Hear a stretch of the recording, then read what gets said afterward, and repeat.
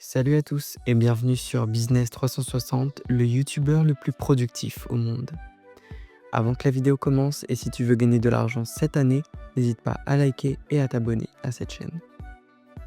Aujourd'hui, nous allons parler du fameux défi 2025 qui était de gagner de l'argent sur Fiverr en une semaine. Nous allons voir si j'y ai réussi ou non. Tout d'abord, nous verrons pourquoi est-ce que j'ai choisi Fiverr, pourquoi la durée de 7 jours, comment j'y ai procédé, les résultats que j'ai obtenus et enfin nous conclurons sur les choses à faire et ne pas faire. Tout d'abord, nous allons voir pourquoi Fiverr. Alors, pourquoi Fiverr?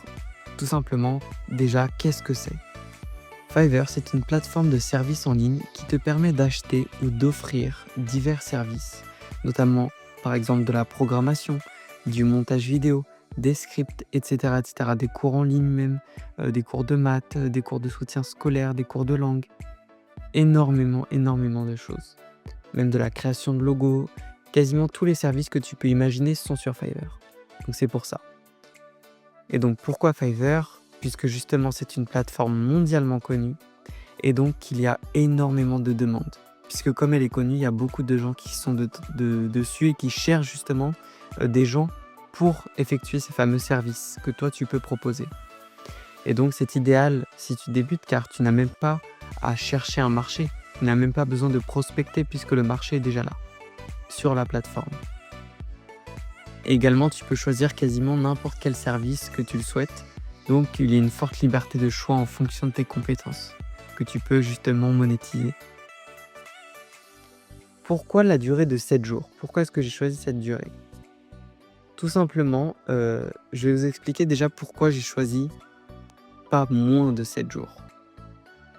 Parce que je trouve que 7 jours est tout juste suffisant pour voir les premiers résultats d'une expérience et savoir si oui ou non cela fonctionne. Car en effet, si on avait choisi moins de 7 jours, c'est une conviction personnelle, mais je ne pense pas que ça aurait été suffisant pour avoir les résultats, pour voir à minima les résultats.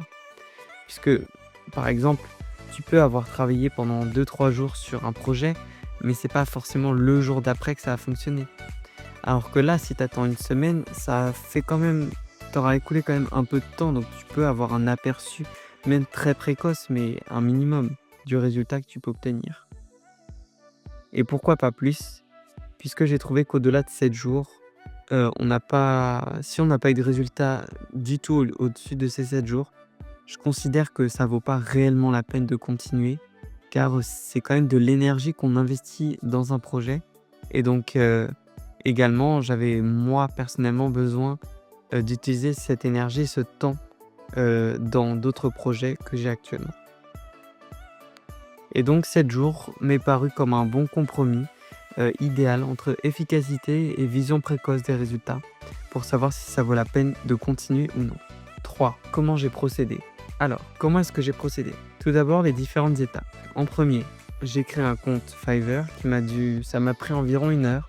Donc sur ce compte Fiverr, il fallait créer le nom d'utilisateur, rentrer le diplôme obtenu ou la spécialisation, le domaine de prédilection sur les services que l'on voulait offrir, et enfin une présentation brève de notre compte, ce qu'on pouvait proposer. Ensuite, il y a une deuxième étape où il a fallu faire une réflexion sur les différents services que je pouvais proposer. Ça m'a pris environ 2 heures. Ensuite, il y avait la mise en place des services. Donc sur Fiverr, on ne peut mettre, enfin en tout cas du moins Fiverr, la version gratuite, on peut mettre jusqu'à 4 services. Bon, c'est déjà bien 4 services, mais du coup, c'est pas non plus énorme. Mais sachant que j'ai pris environ une demi-heure par service, ça m'a pris également 2 heures. Et enfin, j'ai attendu une semaine, histoire de voir les résultats, si j'avais reçu des demandes et si j'avais réussi à me faire de l'argent avec Fiverr.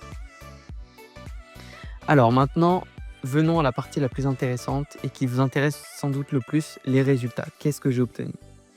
Alors, les résultats. Dès les premiers jours, et ça, ce n'est même pas sans mentir, j'ai reçu plusieurs demandes. J'ai reçu des messages du type « J'aimerais faire une commande, mais ça me demande votre mail pour finaliser la commande. Est-ce que vous pourriez me le passer, s'il vous plaît ?» Donc, je suis tombé dans le panneau une fois. car justement c'était la première fois que j'étais sur Fiverr et j'ai pensé que c'était un réel prospect, un réel client. Mais sauf qu'une fois que j'ai donné mon adresse mail, j'ai reçu bizarrement un second mail de Fiverr, un mail de Fiverr en me demandant de virer 300 € sur mon compte, soi-disant sur mon compte, hein, donc ça me demandait ma carte bleue, bien évidemment, de rentrer les coordonnées de ma carte bleue et de virer 300 € et que ça pouvait soi-disant me permettre d'alimenter, mon compte et qui permettrait de bien fonctionner et que j'arriverais soi-disant à, avoir mes services qui fonctionnent bien. Attention, c'est une arnaque. Heureusement que je me suis renseigné sur internet avant de rentrer les coordonnées, car justement c'est une grosse arnaque et il faut absolument pas rentrer ces coordonnées. Donc tous les messages que j'avais reçus jusqu'à présent, je m'étais rendu compte que c'était soit des bots, soit des arnaqueurs, tout simplement. Et donc je vais être 100 % transparent avec toi, je n'ai malheureusement pas fait de vente pendant cette première semaine sur Fiverr. Avec toi, contrairement aux autres youtubeurs, moi j'ai voulu réellement être transparent avec toi et te dire la vérité quand ça fonctionnait, aussi bien que quand ça ne fonctionnait pas. Pour le coup, Fiverr, je suis resté une semaine, j'ai créé mes services et cela n'a malheureusement pas fonctionné, donc c'est pour cela que j'ai décidé d'arrêter. Enfin, nous verrons la conclusion. Alors, pourquoi ça n'a pas marché? Car évidemment, je pense qu'il y a différentes pistes à rechercher pour savoir pourquoi ça n'a pas fonctionné pour ma part. Alors, j'ai différentes hypothèses. Tout d'abord, les photos de mon service étaient assez random et peu attractives. Notamment, par exemple, j'avais également mis en service que je pouvais enseigner l'anglais ou le français, mais j'avais pas mis de photos réellement de mon visage ou quoi que ce soit. J'avais juste pris une photo sur Google Doc de Paris ou de l'Angleterre et je l'avais postée. Sauf que je pense pas que ce soit réellement la manière la plus, comment dirais-je, attractive, d'avoir des prospects. Car en général, les photos que j'ai pu trouver sur Google Images auraient peut-être mieux fonctionné si j'avais des vidéos de mes services. Notamment sur le montage vidéo, j'ai fait juste une capture d'écran de mon logiciel en fait et je pense que ça aurait été mieux de faire une démo par exemple pour montrer réellement ce que je pouvais faire et ce dont j'étais capable. Les descriptions également, je pense qu'elles n'ont peut-être pas été aussi attractives que ça, que ce que j'aurais voulu qu'elles soient. Et enfin, donc mes services se sont peut-être noyés dans l'abondance d'offreurs qu'il existe, puisqu'effectivement sur Fiverr, il ne faut pas oublier que bien qu'il y ait beaucoup de demandes, il y a également beaucoup d'offres et beaucoup d'offreurs, donc une forte concurrence. Mon astuce serait de rendre tes services plus attractifs et d'éviter des photos directement tirées de Google pour justement pouvoir bien présenter tes services. Mais bon, c'est vrai que ça prend un peu plus de temps et qu'à ce moment-là, j'avais pas énormément de temps, donc c'était la solution de facilité, je dirais. Mais si tu as le temps, vraiment montre vraiment de quoi tu es capable, quel service tu proposes et de quoi tu es capable. Montre ce que tu as dans le ventre. Même si ça peut te prendre une journée entière pour faire une vidéo de présentation de ce que tu es capable de faire, de tes services, de ton service, et ben cela sera bénéfique pour la suite. Et également, ne baisse pas les bras. Car moi également, je n'ai pas baissé les bras car je vais continuer à trouver différents moyens de gagner de l'argent sur internet.